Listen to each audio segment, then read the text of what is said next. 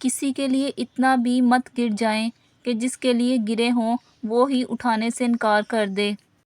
قابل فخر تو نبھانے والے ہوتے ہیں، چاہنے والوں کی تو قطاریں لگی ہوتی ہیں۔ اے میرے اللہ، مجھے ہر اس چیز سے دور کر دے جو تجھے مجھ سے دور کرتی ہے۔ اگر انسانی رویوں میں الجھو گے تو زندگی بھر الجھ کر رہ جاؤ گے۔ بس عیب اور غیب کے جاننے والوں کے ساتھ اپنے معاملات سلجھائے رکھو، ساری الجھنیں اور مسائل دور ہو جائیں گے۔ آپ کسی کا اچھا کرتے رہو، پھر ہوتا کیا ہے، وہ آپ کو بیوقوف سمجھنے لگتا ہے۔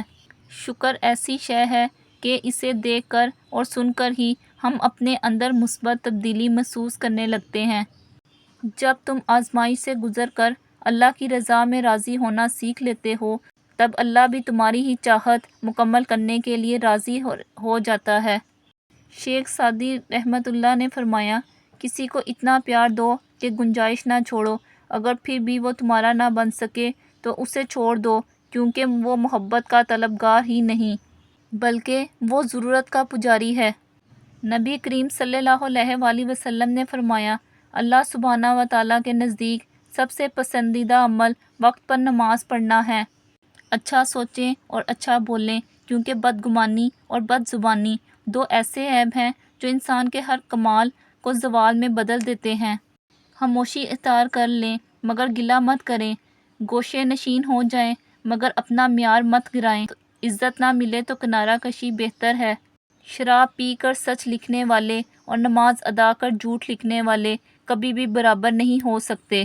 دل گناہ کرنا بھول جائے، توبہ کا کمال یہ ہے دل لذت گناہ اور بلکہ گناہ بھول جائے۔ نرم الفاظ پر خرچ کچھ نہیں ہوتا، لیکن ان کی قیمت بہت زیادہ ہوتی ہے۔ لامحدود آرزوئیں محدود زندگی کو عذاب بنا دیتی ہیں۔ زندگی چاہے آپ کو کتنا بھی تھکا دے لیکن کھڑے رہنا پڑتا ہے، اس لیے کہ کچھ لوگ آپ سے ٹیک لگائے ہوتے ہیں۔ ان سب کے لیے جن کی زبان کسی حق میں بولنے وقت گونگی ہو جاتی ہے۔ انسان اپنے اخلاق کی وجہ سے دل میں اتر جاتا ہے یا دل سے اتر جاتا ہے۔